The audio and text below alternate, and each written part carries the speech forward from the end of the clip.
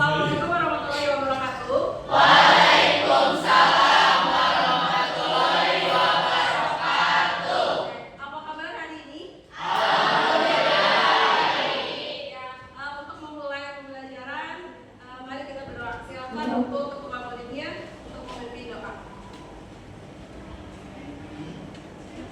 Sebelum belajar, alhamdulillah kita berdoa di dalam hati masing-masing. Berdoa mulai.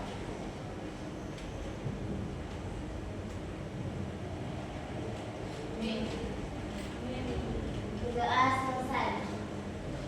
Sikap beriman. Assalamualaikum warahmatullahi wabarakatuh. Waalaikumsalam warahmatullahi wabarakatuh. Ibu absen dulu ya. Ya. Ya, Bu. Airin, hadir. Ajam, Hadir. Alaya, Hadir. Bilal, Hadir. Hadir. Sinta, Hadir. Taufik, Hadir. Tesya, Fani. Hadir. Sudah siap untuk belajar? Ya. Sebelum ke materi pembelajaran, Ibu mau bertanya dulu.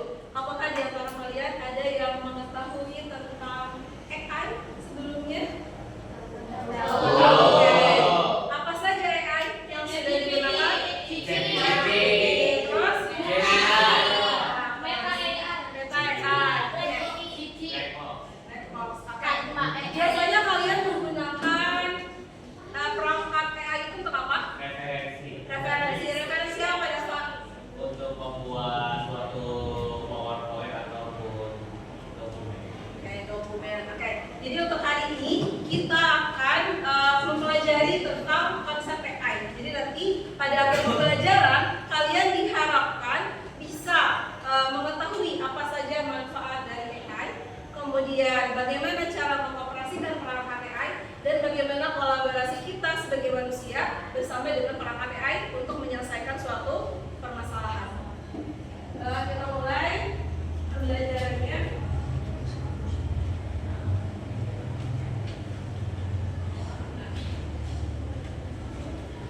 Nah, di sini. Apa itu AI? Nah, kalau sekarang kalian sebutnya bukan AI. AI itu kan artificial intelligence ya. Itu dari bahasa Inggris. Nah, sekarang di bahasa Indonesia kan menjadi kecerdasan artifisial. Apa itu kecerdasan artifisial? Kecerdasan artifisial adalah teknologi yang memungkinkan suatu perangkat atau alat yang bisa berpikir seperti pemikiran manusia. Nah, kemudian di sini apa itu manfaatnya? Ternyata AI itu atau KA sekarang kecerdasan artifisial itu telah berkembang dengan sangat pesat dan telah diterapkan dalam berbagai bidang kehidupan dengan berbagai macam perangkat yang dapat membantu meningkatkan efisiensi, kemudian kreativitas dan juga produktivitas dari manusia. Ada beberapa peran KA dalam bidang umum. Yang pertama di bidang ekonomi dan bisnis. KA sudah dimanfaatkan untuk asisten virtual dan juga chatbot. Kemudian di sini ada di bidang pendidikan. Nah, kalau di bidang pendidikan ini biasanya KA itu dimanfaatkan untuk membuat pembelajaran yang interaktif. Contohnya peran KA di bidang khusus. Yang pertama ada di bidang teknologi dan rekayasa. Nah, kalau di sini berarti diimplementasikan untuk meningkatkan efisiensi operasional. Kemudian untuk tantangan yang dihadapi dalam penggunaan KA ini. Yang pertama itu ada halusinasi data. Jadi kesalahan dalam memberikan informasi tentang suatu peristiwa. Jadi kalau misalkan KA itu tidak sepenuhnya benar. Jadi misalkan kalau kalian tadi ada yang bilang menggunakan ChatGPT, apa yang dihasilkan dari ChatGPT itu tidak sepenuhnya benar datanya. Ya, itu adalah disebut dengan halusinasi data. Kemudian yang bagaimana cara mengatasi semua tantangan yang ada? Nah, maka kita harus melakukan kolaborasi antara KA dan manusia. Nah, di sini ada kuadran kolaborasi antara manusia dan KA. Yang pertama ada yang namanya kolaborasi. Kenapa? Karena AI itu dia hanyalah sebuah mesin, di mana dia tidak punya perasaan emosional. Jadi dia pemikirannya hanya berdasarkan by data. Sedangkan kan manusia ada emosionalnya, ada pemikirannya. Jadi pada akhirnya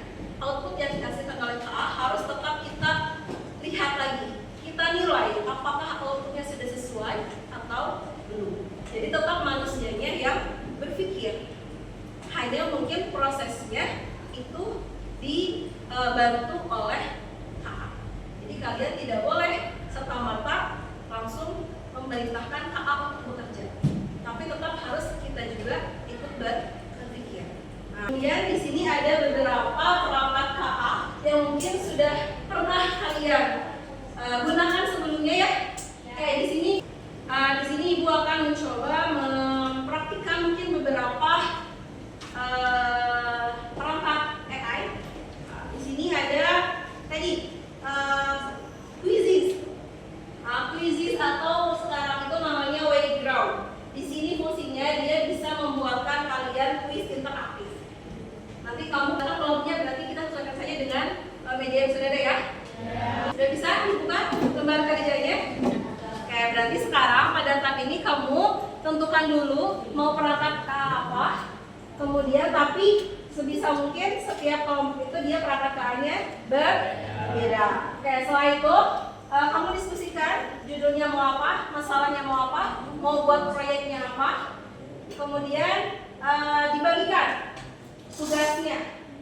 Penugasannya berarti ada yang mengisi lembar kerjanya, ada yang mengeksplor perangkat KA-nya, ada yang melakukan dokumentasi.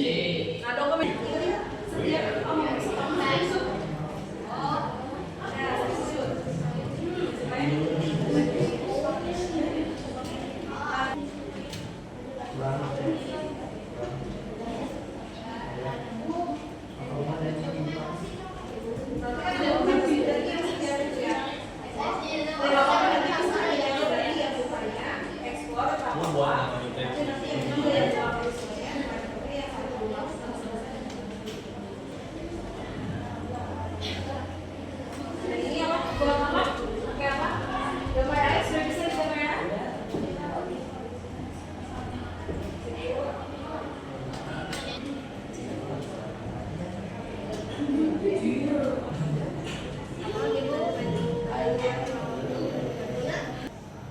Assalamualaikum warahmatullahi wabarakatuh.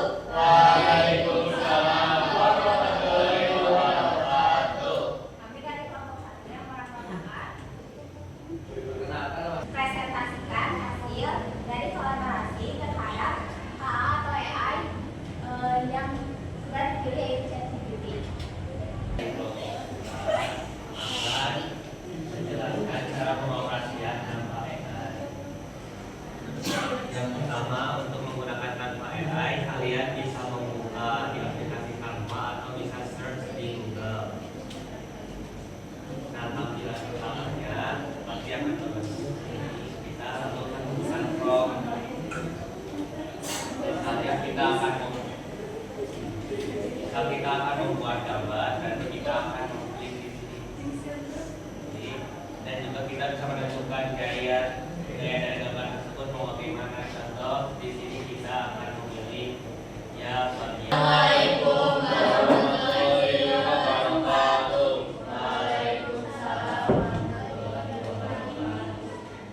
Kami dari kelompok 3 akan mempresentasikan tentang AI Calendly. Aku dulu profil AI yang mau diisuinya, kemudian diupload dulu, terus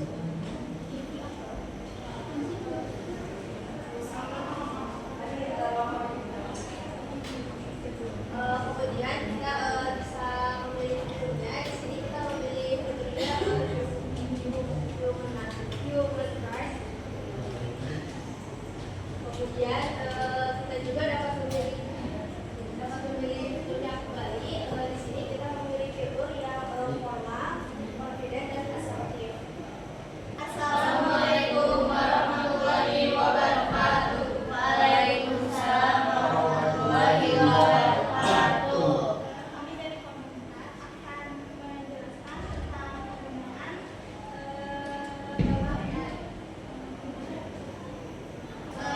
yang pertama-tama kita kan harus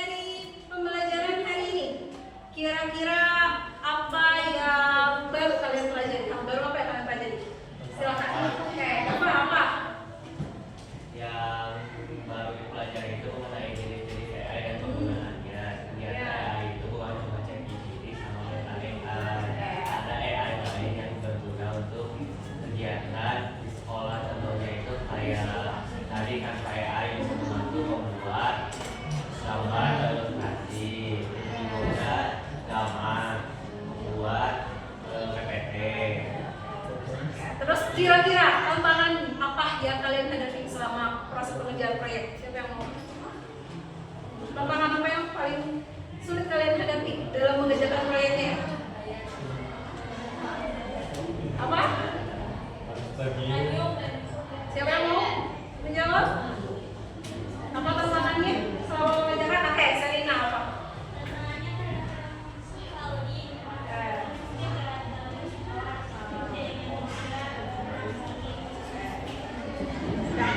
Oke, berarti sudah banyak ya hal baru yang kalian pelajari tadi, banyak hal-hal yang mungkin baru kalian temui ternyata bisa mempermudah pekerjaan kalian. Nah, tapi ingat bahwa KA itu hanya membantu. Tetap tadi kalian harus berpikir ya. Pada akhirnya kalian memutuskan apakah outputnya sudah sesuai dengan yang kita mau atau tidak. Ya, teknologi itu pasti akan terus berkembang, betul? Tapi teknologi itu akan terasa bermanfaatnya dengan adanya ide kreatif yang kalian punya. Jadi kalian harus tetap berinovasi dalam mengembangkan teknologi itu sendiri. Ya, karena dengan ide kreatif kalian